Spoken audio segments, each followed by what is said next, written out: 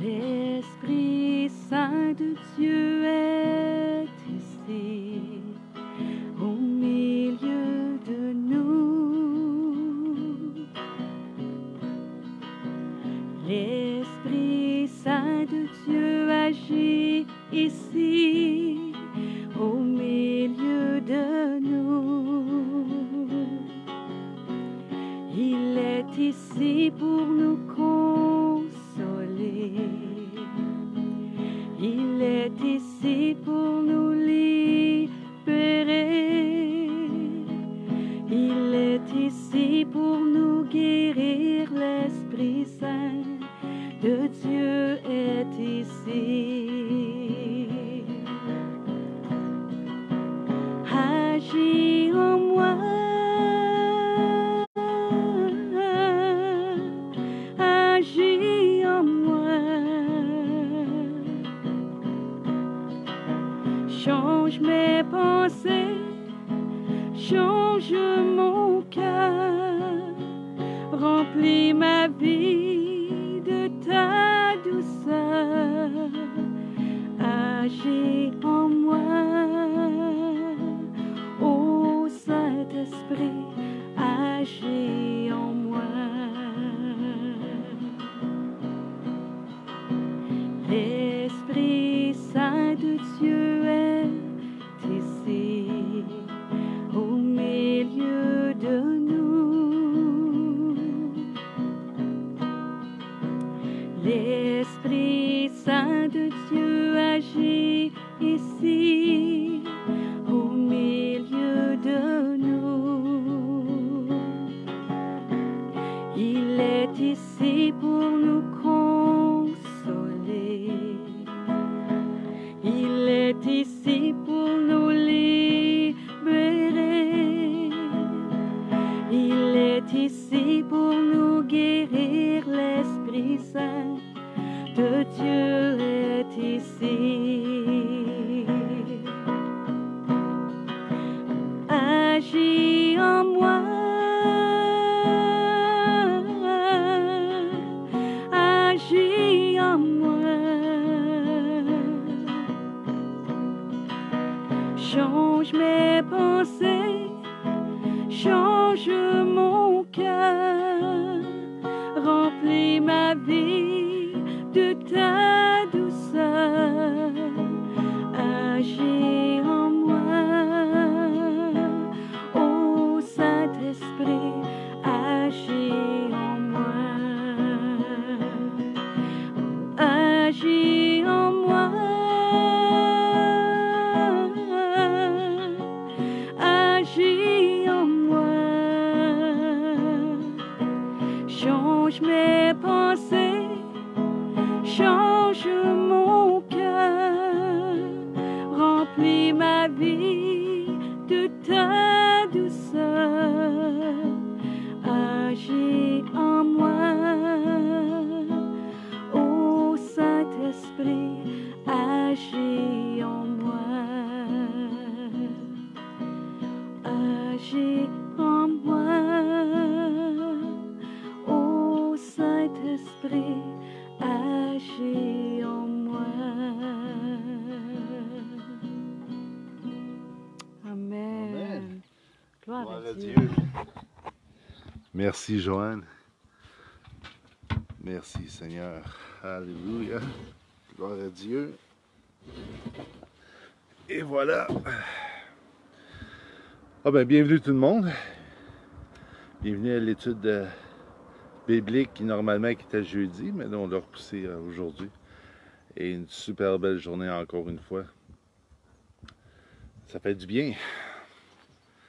Ben, plus souvent, si je peux être à l'extérieur, je vais en profiter. Pourquoi pas?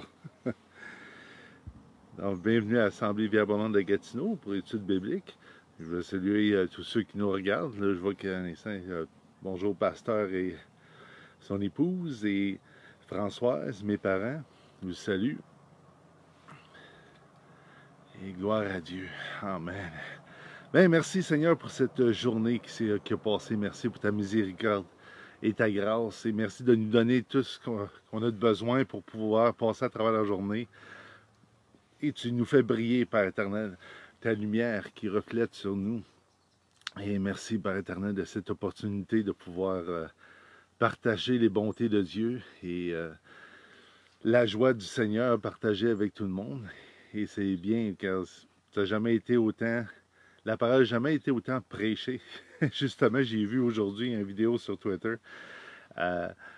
Aux États-Unis, il y a souvent des endroits où sont limités, ils ne peuvent pas louer librement dans les églises à cause qu'ils disent coronavirus. Mais qu'est-ce qu'il y a de merveilleux, c'est des choses qu'on n'a jamais vues autant. On n'a jamais vu autant de vidéos sur, YouTube, sur Facebook, YouTube.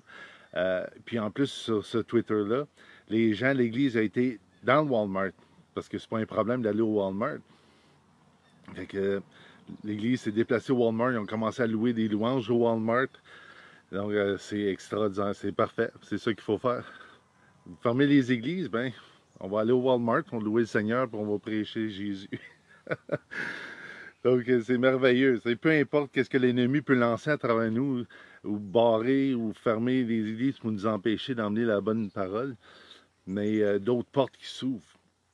Et c'est ça, c'est exactement ça. L'ennemi, il ne peut rien faire. Il n'y a aucune puissance contre l'Église de Dieu, qui chacun d'entre nous, qui sommes une brique vivante dans le bâtiment vivant de Dieu.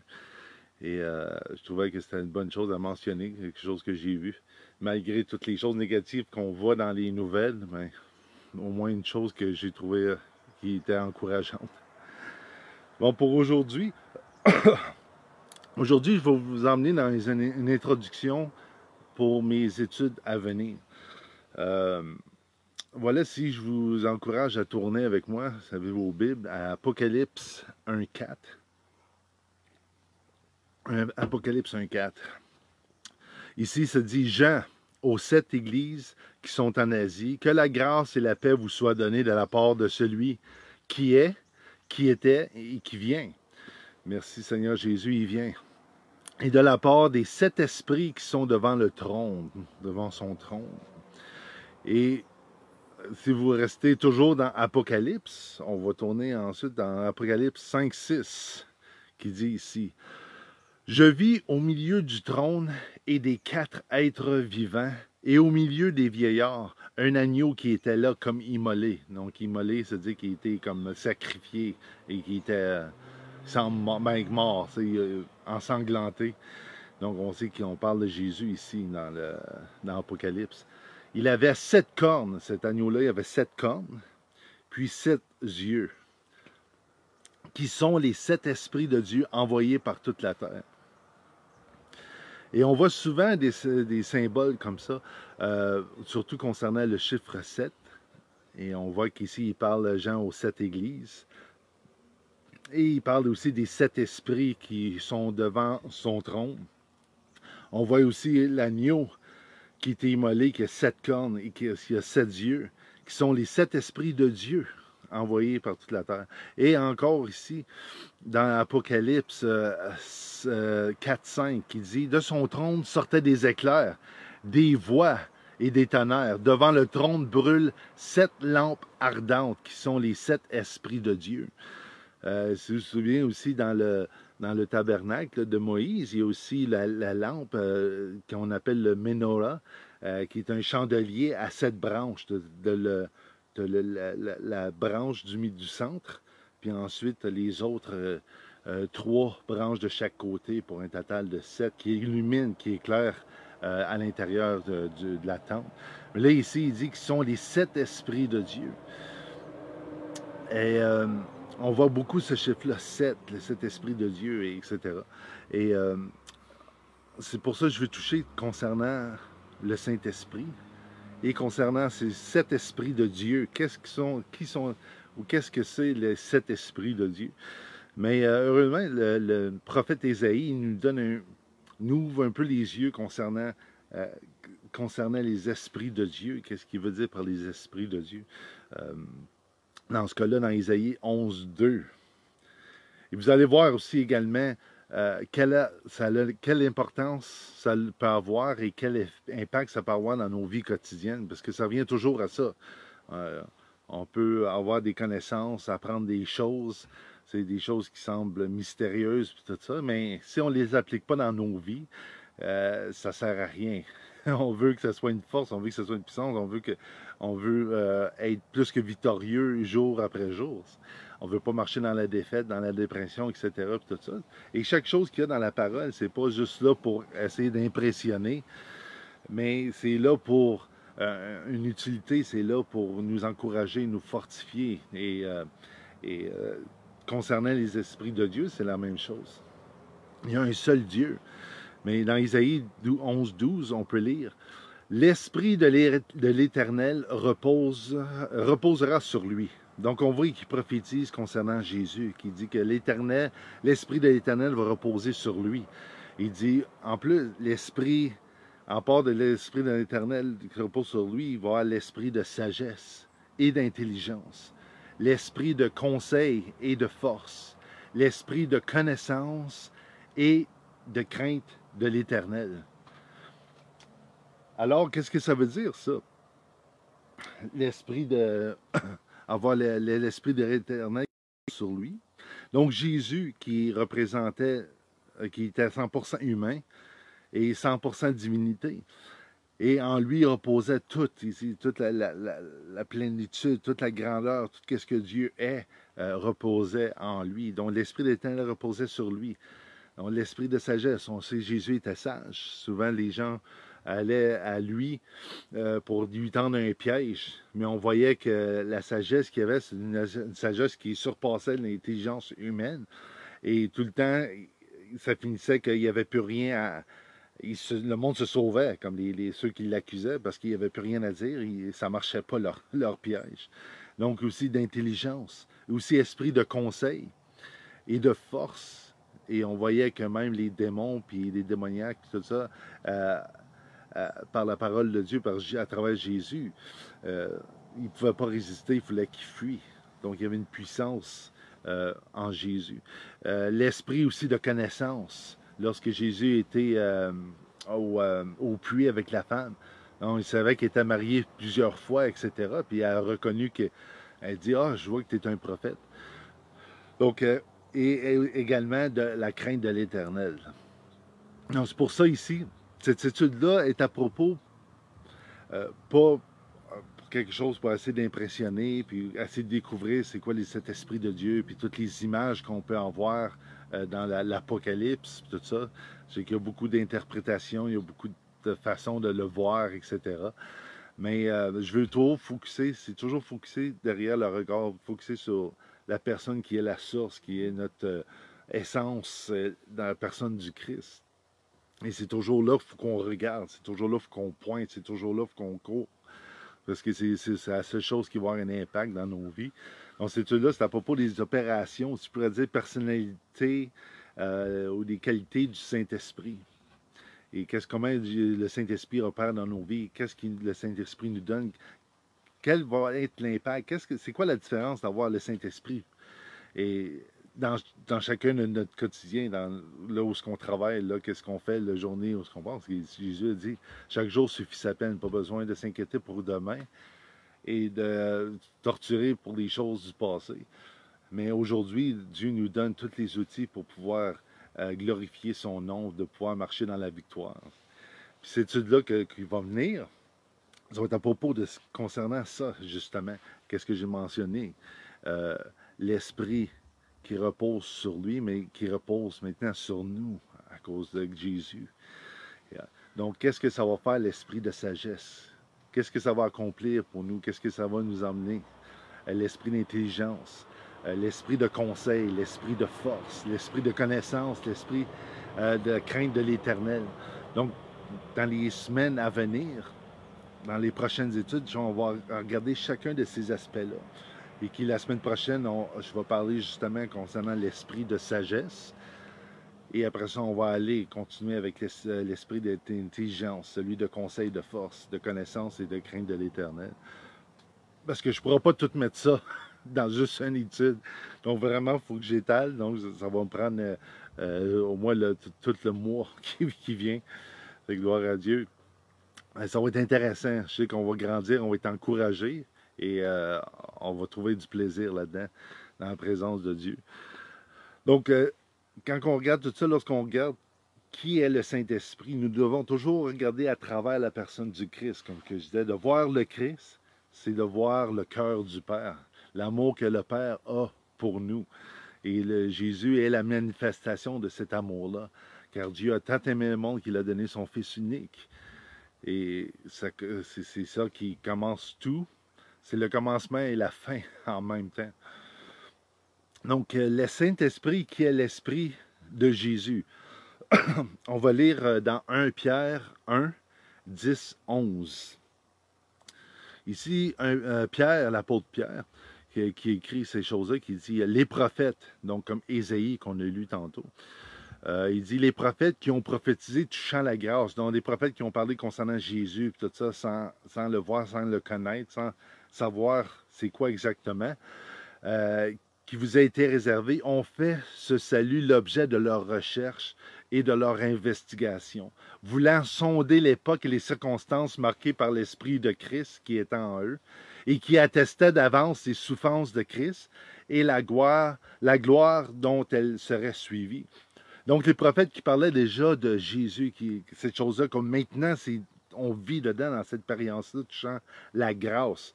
Donc, on est en plein dedans. Qui nous était réservé, eux, ils l'ont vu de loin. Dieu leur a reparlé, mais ils n'ont pas pu le goûter comme nous, on le goûte en ce moment-là. Ils faisaient des recherches, ils cherchaient, ils s'efforçaient d'essayer de comprendre, de voir de comment c'est, comme pour des gens qui vont vivre cette expérience-là, de la grâce de Dieu, de l'Esprit de Dieu en eux. Et ils l'ont vu de loin, mais maintenant, nous aussi, on l'a maintenant en nous. On le vit, on le goûte, on peut le toucher, le sentir. Et merci à Jésus à cause de ça et depuis ce temps-là. Et c'est pour ça aussi, nous autres, on devrait avoir cette même soif et encore plus, parce que, comme je l'ai dit, on n'a pas tout découvert, on n'a pas toute la révélation complète de cette grandeur-là du royaume de Dieu. Mais nous autres aussi, on devrait ça doit être l'objet de nos recherches, d'investigation, de temps qu'on prend là-dedans. Et trouver plaisir comme maintenant à découvrir ce que les prophètes disaient. Mais maintenant, on peut l'expérimenter, on peut le goûter. À chaque fois qu'on creuse, on goûte à quelque chose. Il y a quelque chose qui nous a révélé, etc. Donc, c'est excitant. Comme je disais encore, c'est excitant. Servir Dieu, c'est excitant d'être dans la présence de Dieu. C'est quelque chose qui est vraiment bon.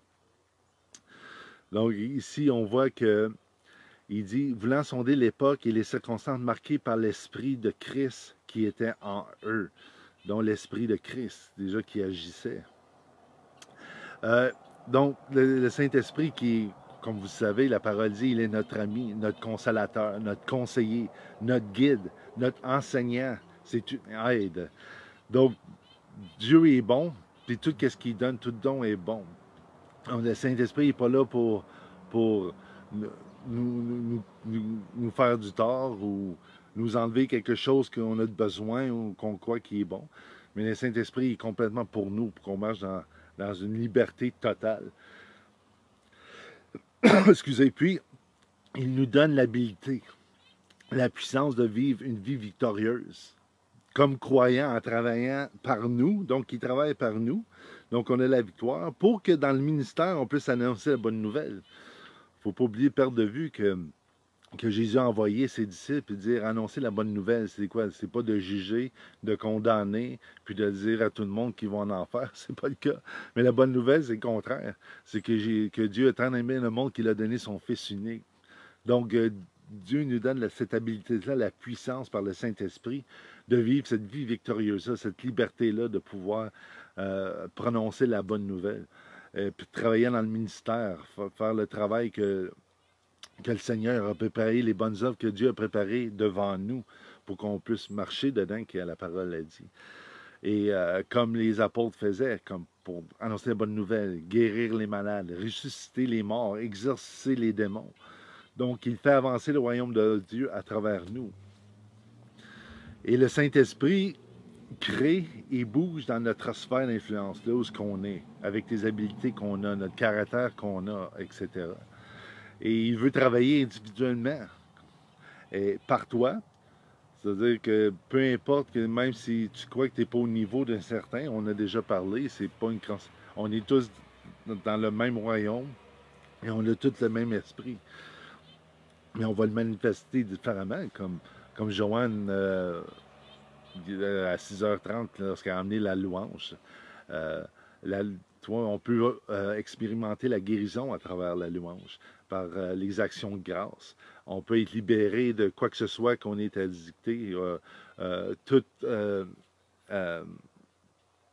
toute chose qui est là pour nous empêcher de pouvoir vraiment avancer pour avoir une vie victorieuse. Dans la louange, on peut trouver tout ça. Donc, même si ce n'est pas un message prêché, mais c'est une louange qui est à Dieu, Dieu il le reçoit comme il dit, comme les prières des saints, il le reçoit comme un encens de bonne odeur, comme quelque chose d'agréable pour lui et devant lui. Donc, Dieu utilise ces choses-là pour travailler, pour montrer la lumière, comme il dit, pour qu'on puisse, sa lumière brille sur nous, ou des fleuves d'eau qui sortent, jaillit hors de nous, pour avoir un impact dans la vie des gens, pour manifester l'amour de Dieu comme Christ l'a fait lorsqu'il marchait sur terre, Jésus, avec ses disciples. Et donc, c'est pour ça, pour relâcher les substances du royaume de Dieu dans la société, comme un artiste, dans le fond, qui désire peindre, c'est comme Dieu, c'est un artiste qui veut peindre son amour par le moyen de ta vie. Donc, c'est par toi, comme peindre l'amour que Dieu a pour l'humanité. Donc, c'est quelque chose de vraiment bon, c'est un privilège. Il ne faut pas le voir comme quelque chose, ah non, c'est vraiment un privilège, c'est quelque chose de glorieux, comme d'être le reflet, comme de refléter la gloire de Dieu, de pouvoir parler de la bonne nouvelle, c'est quelque chose de glorieux. Et je veux profiter aussi de cette étude pour vous encourager, vous montrer qu'à partir du Saint-Esprit, comme la branche du chandelier, comme du milieu, qui est le Saint-Esprit, mais qui devienne comme le centre aussi également de notre vie, et qui va sortir ces traits-là, ces choses-là dominantes qu'on a lues, concernant la sagesse, l'intelligence. C'est ces choses-là qui ne viennent pas de notre propre intelligence, de notre façon de comprendre, mais comme le Père Jésus a dit, ne vous inquiétez pas de ce que vous allez dire lorsqu'on vous emmène devant les tribunaux, devant la cour, tout ça. Le Saint-Esprit va vous donner l'intelligence, la sagesse de pouvoir vous exprimer, puis de dire la chose qui va avoir le plus d'impact que si ça serait seulement la propre sagesse. Et ces choses-là, c'est ça qu'on va explorer dans les prochaines études. Et comment que Dieu veut nous utiliser et pour que son nom puisse en être aussi glorifié, mais pas seulement pour ça, mais pour avoir une victoire, marcher dans la victoire et surmonter toutes choses. Et nous savons que dans toutes sortes de temps, moi-même, c'est depuis le mois de mars que je ne travaille pas. Mais merci Seigneur, par la paix de Dieu, amen. Dieu m'a donné de pouvoir surmonter puis d'avoir la paix avec toute cette situation-là.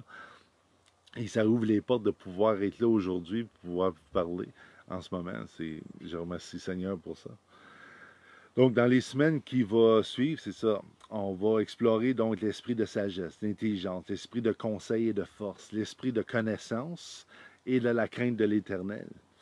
Et peut-être, toutes ces choses-là vont faire la différence dans chaque aspect de notre vie quotidienne. Vous allez voir. Et c'est des choses qui sont déjà manifestes dans nos vies. Des fois, on ne s'en rend même pas compte. Et aussi, ça va avoir un impact pour les personnes, les gens qui nous entourent. Donc, je voudrais, avant de terminer, je voudrais qu'on puisse relire Ésaïe 11. Cette fois-ci, à partir du premier verset, 11.1. Ici, il passe une prophétie encore. Puis un rameau sortira du tronc d'Ésaïe, ou, si on veut, Jessé, qui était le père du roi David. Donc, on sait que le Christ est descendant du roi David à cause de... parce que le Messie doit venir à partir de David, si on veut. Donc, il dit, un rameau sortira donc du tronc, un rejeton naîtra de ses racines. L'esprit de l'Éternel, comme on l'a lu, reposera sur lui. L'esprit de sagesse et d'intelligence, l'esprit de conseil et de force, l'esprit de connaissance et de crainte de l'Éternel. Déjà là, on voit l'image parfaitement.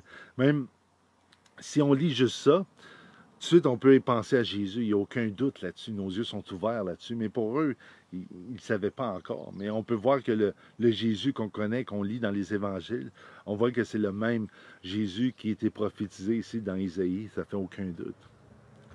Il respirera la crainte de l'Éternel, il ne jugera point sur l'apparence, il ne prononcera point un oui-dire, mais il jugera les pauvres avec équité, et il prononcera avec droiture sur les malheureux de la terre. Il frappera la terre de sa parole comme d'une verge. Et qu'est-ce qu'on a vu? C'est qu'est-ce que je dis, Jésus, lorsque les gens venaient pour l'attaquer, essayer de le prendre au piège. Mais qu'est-ce qui sortait par la parole de Jésus? Excusez. Est-ce qui sortait la bouche de Jésus, la parole de Dieu? Qu'est-ce que Dieu a donné de dire? Inspiré par le Saint-Esprit. Ça avait une puissance. Après ça, eux sont surpris. Ils n'osaient plus lui poser des questions parce qu'ils avaient peur. Parce qu'ils disaient, OK, il y a une sagesse que nous, on ne possède pas. La même chose lorsque Jésus était tenté dans le désert. Il répliquait par la parole de Dieu à Satan. Et après ça, Satan l'a laissé tranquille. Parce que c'est comme ça aussi, nous également, on fonctionne de la même façon.